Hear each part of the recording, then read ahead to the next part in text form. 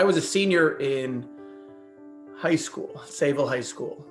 I remember we were in, I think it was second period was ending. I was going from AP government, AP government to, we were going to the class ended and we had heard that a plane had hit the towers. One plane had hit one of the towers, but you weren't sure if it was if it was like a tiny little plane or I mean, nobody expected anything, nobody thought of anything when you heard it. We just thought it was an accident. And then we were in third period, I think it was third period, Mrs. Gist. I can't remember the name of the class because it was one of those special classes, but I remember Mrs. Gist. And this is the ones, I was with a whole bunch of my friends, because everybody decided to take the same class as our senior year. And that's when someone came in and I can't remember, I think it was a teacher came in and said a second plane hit the towers, World Trade Center. And then I remember Mrs. Gist let out a huge scream, not a scared scream, but like a wail, it was. And that's when everybody realized something wasn't right. And there were cell phones back then, but not like, today. Nobody was supposed to have them in class, and they weren't iPhones. You can really look stuff up on the internet. Texting wasn't really a thing even back then, as much as as it is to everybody text, everyone calls. So people tried calling home, and I remember after a while. I'm trying to think. It was, we were in class, and then really just everything stopped for the day, and classes were still supposed to be going on, but nobody was really teaching anything.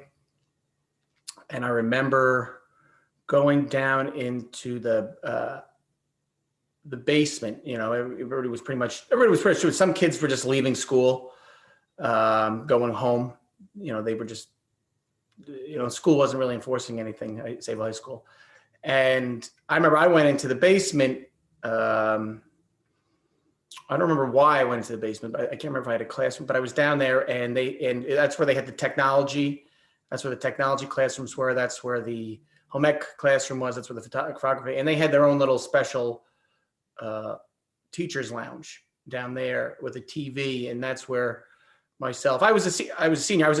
I was a school president. So I had a very good relationship with a lot of the teachers and everybody. So I remember going into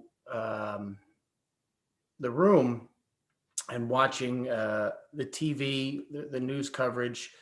And it was crazy that day because you were hearing reports, the Pentagon was hit with the plane. They didn't know what else was going on. And I remember people had CNN on and just the false reporting, a bomb went off outside the State Department, rumors of this happening, rumors of that happening. And it was really, scary because you didn't, you thought all this was happening. You just didn't realize that, things were coming so quickly into the press that they were just reporting them without, verification because, what had happened. So I remember watching a whole bunch of stuff that was reported happened, but didn't.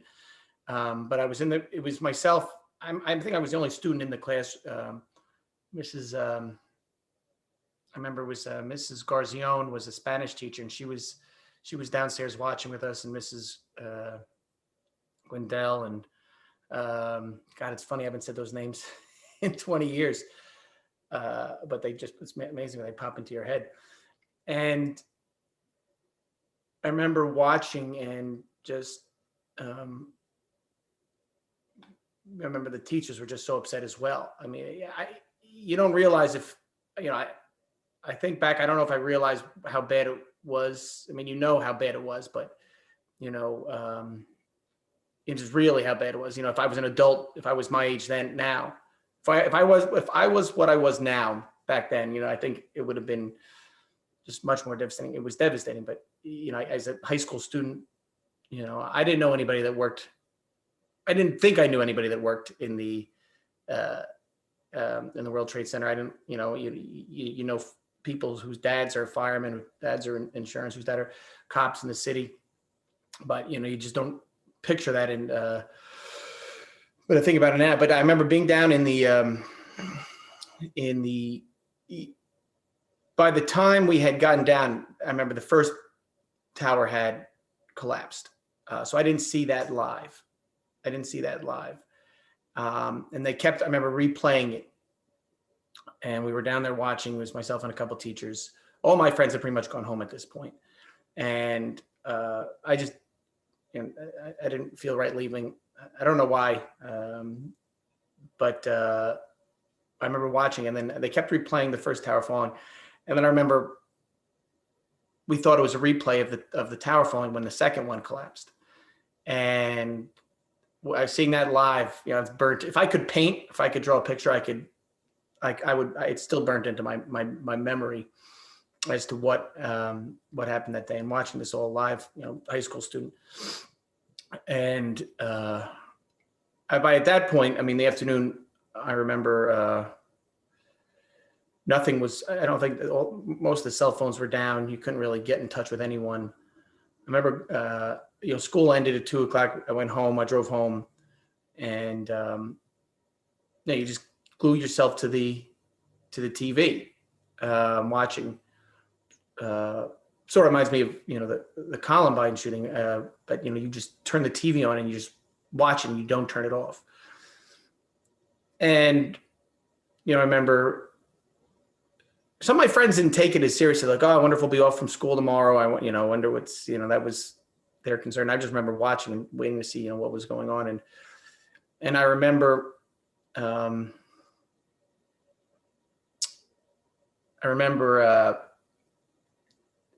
just wondering what else was happening. Because at this point you had heard just about the 4 planes and, you know, what was going to happen next. And I didn't go to bed. You know, because, you know, high school, you got to be in school, but I think the first bell's at 7:30 a.m. So you got to be up and ready to go. You know, you used to get there to school early to stay with your friends at 7 a.m. So you were up very early. And I remember, I don't think I went to bed until,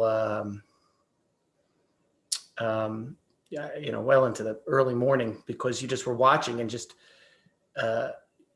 you know, the visuals, you know, I remember every news channel, 11, 4, 5, everything was just covering it live. And I remember, you know, I don't remember how I slept that night, but I remember getting up to school the next day, and the school went on and everybody went in, and, you know, I remember this is funny that I just thinking about this. I remember we had Spanish class. We were in Mrs. Gwendel's class, and Mrs. Garzione came in.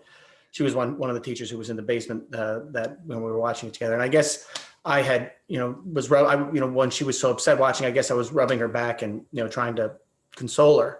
And I remember she came up to me, she says, thank you so much for, you know, what you did yesterday, consoling me. She's like, I just want to let you know I appreciate it. She said it in front of all the students, so they made fun of me a little bit, you know, for doing it. But I remember it was the fact that she came up to a senior, you know, you think it meant a lot to her. You know, I guess you just didn't know what was going through her head, and you could tell she was upset. So that's why I was just trying to help her. But it was, you know, not knowing people the day of, not knowing who to be worried about. Again, you know, who was in there. And then, learning about people after the fact who had lost people, you know, I think it was a bad day, you know, for me, but I mean, if I knew who was in there and what had happened, and, you know, I think I would have been I was just so young, you know, senior. I was 17, I think, not even, I was turning 17. I was 16 as a senior. I was turning 17 2 weeks later. But I remember it, you know, just knowing after the fact how many people were affected and how many people died, how many firemen and people that we knew who lost loved ones. I mean, one of my best friends, Bubba, his neighbor, really great guy, lost his daughter. You know, I mean, you just didn't even, and I would never have known that she worked in the World Trade Center. You know, we lost a fireman. I've known much more people that have died in the after effects from the first responders that are still dying. So that's what and now it's weird because we still see the effects here in New York of that day 20 years ago. But a lot of other people across the country don't. They don't know that people are still sick, people are still dying. So it's so it's like that day last. Every time you just somebody brings up somebody's got sick. 9/11 related illness. It brings it a little back. But a lot of people don't. Across the country, you realize when you talk to them, they don't realize it's as bad as it is. So, but it's, I remember that. I think Mrs. Gist's wail in the class, when she almost, I don't think I'll ever forget that when we found out that their second tower had been hit with a plane.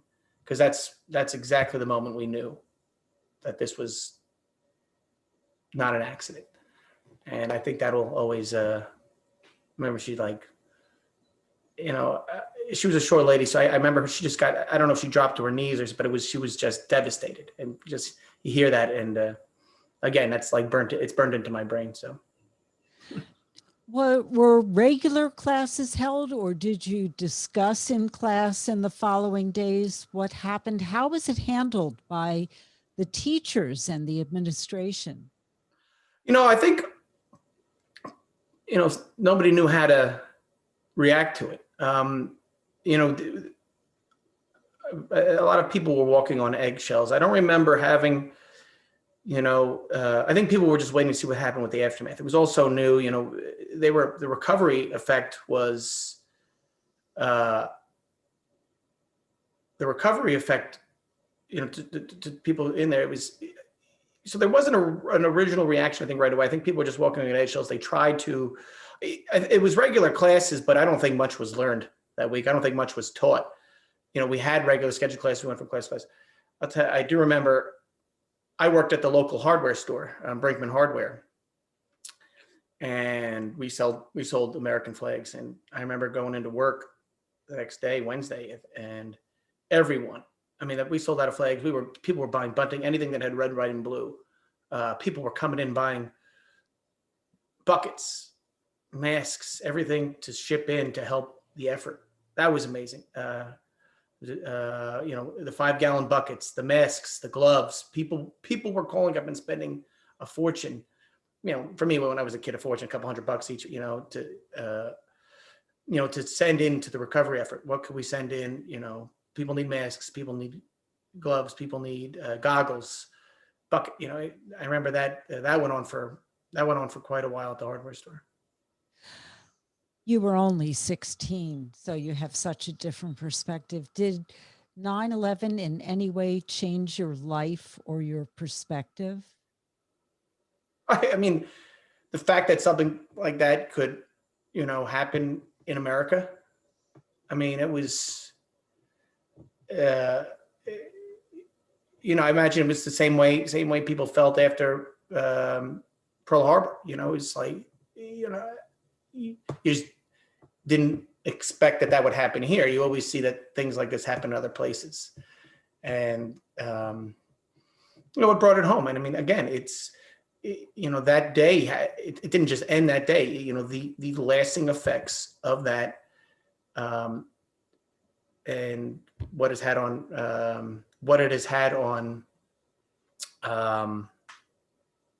people on Long Island, people I know.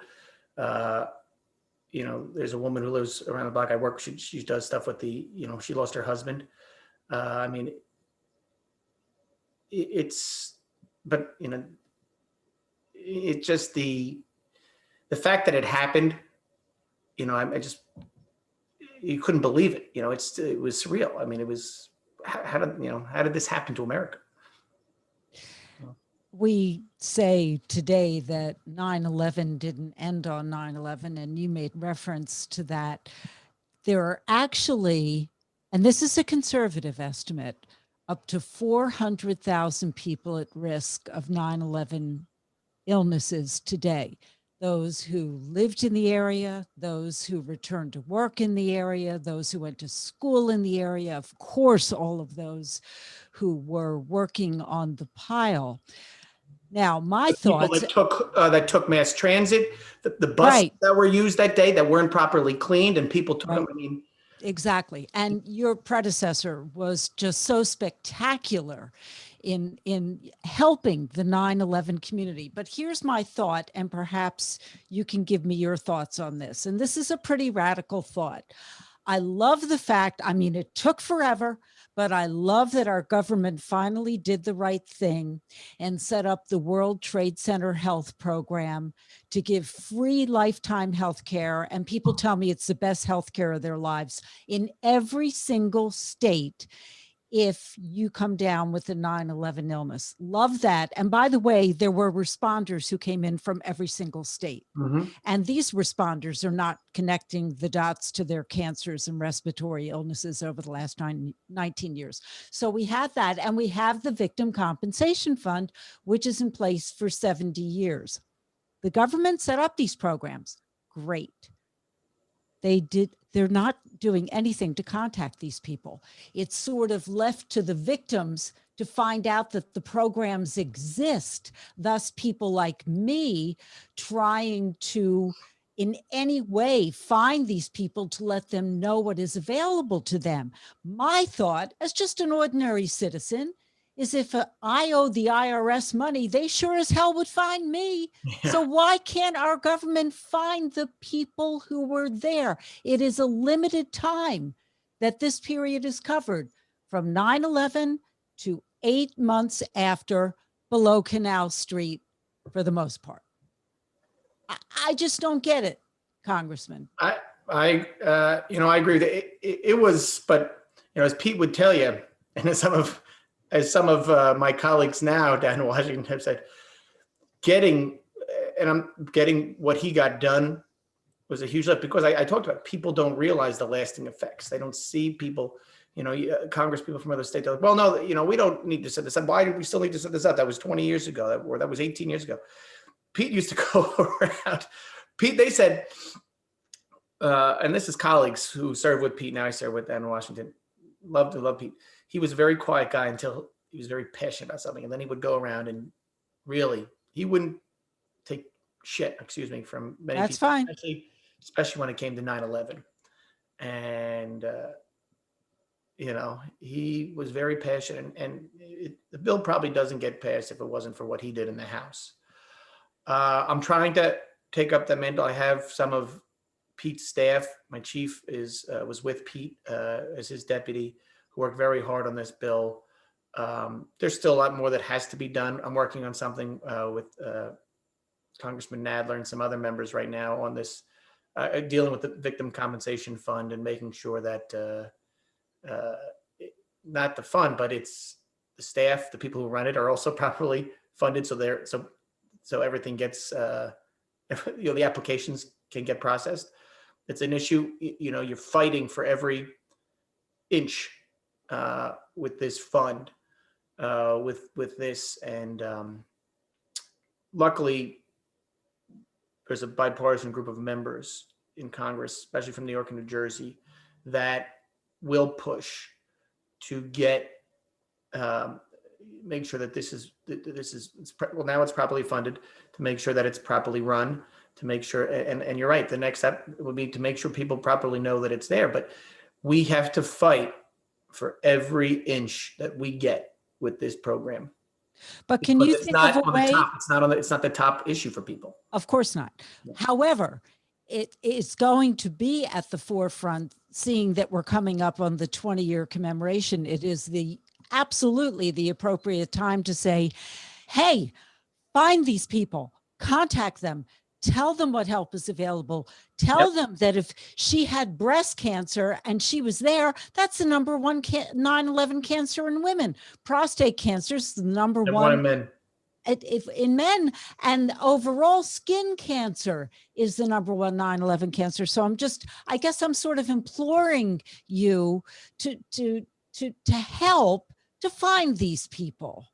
No, listen, yeah, we have to do it. And we set up this fund. We need to make sure people know exists. You're right. That's a huge problem, not just with this one, but with most of what happens, with congressional or state, anything that's done with the government, people don't know it exists.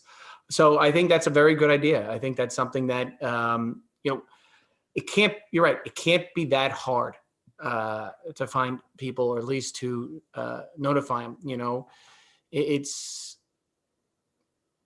you're right, and it's something that we have to work on. There is a group of 9/11 members and staff that work very closely on this, and that's something that I'll bring up with them. That's just to make Thank sure. you. And I if I will. can help in any way, Well, listen, you probably know more people that we have to reach out to than we do. So is there anything else you'd like to add? And thank you for sharing. no, I mean, it's just it's amazing, again, 20 years ago, and I'll tell you, I hadn't been down it. I hadn't been able to make it to the site. I haven't done the museum yet.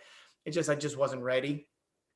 I went this year for the first time because the Port Authority police asked me to speak at their at the memorial. They do a little, COVID was still, so it wasn't highly attended, but they were doing a memorial down at the site, and I had not been in there since it happened, and I just could. I mean, I had been up to 2 blocks away, and I just couldn't bring myself to go. And when I was invited, I said, "All right, this is it. This is the time." And I went, and I remember the holes in the ground where the buildings were is very. It's a very difficult thing to see. I mean, even when I was 16, it's just, after 20 years, you'd think, I don't know, I hadn't been there. I couldn't bring myself to go. And this was the first year, and the holes in the ground is just a very, it was tough, but I'm happy I went in, and, and next time I want to go see the museum, because I've heard it's a must see, but, I'm going to do what I can to continue the work my predecessor did, Pete King. And we have to, I can't let all his good work go away. Because there's still work to be done. And I thank you Exactly. so much, Representative Andrew Garbarino. Thank you so much. Thank you.